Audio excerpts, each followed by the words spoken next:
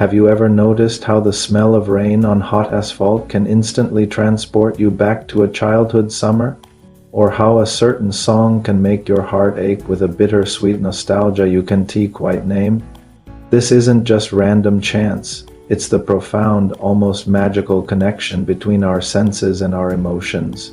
Today, we're diving deep into the art of feeling, exploring how imagery, what we see, hear, smell, taste, and touch, both in the real world and in our minds, sculpts our emotional landscape. Think about your favorite movie or book. What makes it so memorable? It's likely not just the plot. It's the vivid descriptions, the sensory details that pull you into the story. It's the image of a hero standing against a stormy sky, the sound of a crackling fireplace in a cozy cabin, or the imagined taste of a feast described in mouth-watering detail.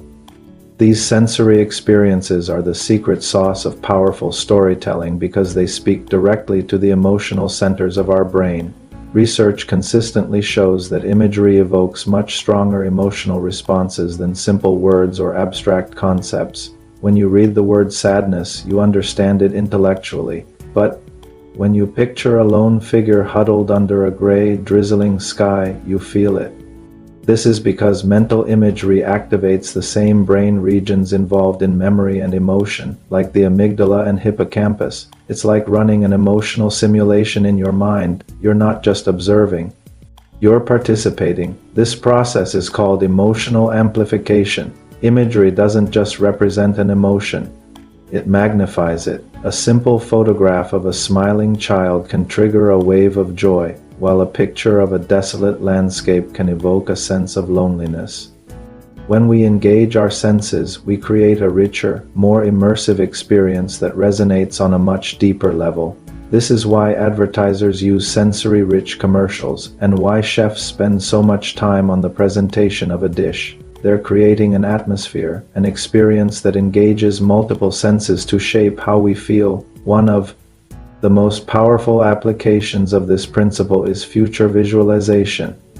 It's a technique used by athletes, entrepreneurs, and anyone looking to achieve a goal. By vividly imagining a positive outcome, seeing yourself cross the finish line, hearing the applause, feeling the medal around your neck, you can actually improve your current emotional state. This isn't just wishful thinking. This mental rehearsal builds confidence, reduces anxiety, and creates a positive feedback loop that motivates you to take action. You're essentially borrowing positive emotions from your imagined future to fuel your present self. This technique, often called guided imagery, is also a cornerstone of many therapeutic practices. For people struggling with anxiety, stress, or even physical pain, guided imagery can be a powerful tool for relaxation and healing. A therapist might guide someone to imagine a peaceful beach, focusing on the warmth of the sun, the sound of the waves, and the feeling of sand between their toes. This sensory-rich visualization helps to calm the nervous system, lower stress hormones, and shift focus away from negative thoughts and sensations. It improves emotional regulation and self-awareness by giving you a tangible mental space to retreat to and recharge.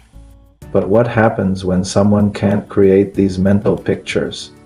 This brings us to a fascinating condition called aphantasia, where a person is unable to voluntarily visualize mental images. Studies on individuals with aphantasia have provided incredible insights into the imagery-emotion connection. For example, when asked to read a frightening story, people with aphantasia report feeling significantly less fear than those who can visualize. Without the ability to see the scary scenes playing out in their mind's eye, the emotional impact is dampened. This demonstrates just how crucial our mind's eye is to the intensity of our emotional experiences. The link between our senses and emotions is also deeply personal and shaped by our culture and individual experiences. The smell of a particular spice might be comforting to one person because it reminds them of their grandmother's cooking, while it might be completely neutral to another. Understanding these individual differences is key to effectively using sensory experiences to regulate our own emotions. By paying attention to what sights, sounds, and smells make you feel calm, happy, or energized, you can create a personalized toolkit for emotional well-being. This is the essence of mindfulness, being present and fully engaged with the sensory experiences of the moment. Instead of rushing through your morning coffee, take a second to truly smell the aroma, feel the warmth of the mug, and taste the rich flavor. Instead of walking with headphones on, listen to the sounds of your environment, the birds, the traffic, the wind. Engaging with the world in this multisensory way doesn't just make life more interesting. It grounds you in the present and enhances your overall sense of well-being. So how can we apply this in our daily lives? Start by creating your own sensory anchors. Find a scent that calms you, like lavender or chamomile, and keep it at your desk. Create a playlist of music that lifts your spirits. Pay attention to the textures around you, the softness of a blanket, the smoothness of a stone. These small acts of sensory engagement can become powerful tools for managing your mood. When you feel stressed, you can consciously turn to these anchors to help you feel more centered and in control. You can also use imagery to strengthen your connections with others. When you're telling a story, don't just state the facts. Paint a picture. Describe the scene, the sounds, the atmosphere. Help your listener feel what you felt. This creates a shared emotional experience that builds empathy and deepens your bond. By mastering the language of the senses, you become a more compelling communicator and a more empathetic friend. Ultimately, understanding the power of imagery is about reclaiming a fundamental part of our human experience. We are sensory beings, wired to interpret the world through what we see, hear, smell, taste, and touch. By consciously engaging our senses and harnessing the power of our imagination, we can not only evoke stronger, more vivid emotions, but also learn to navigate them more effectively. We can create our own inner sanctuaries of peace, build reservoirs of joy, and connect more deeply with the world and the people around us. So the next time you find yourself lost in a memory triggered by a simple scent or a familiar melody, take a moment to appreciate it. It's a beautiful reminder that our emotions are not just abstract feelings.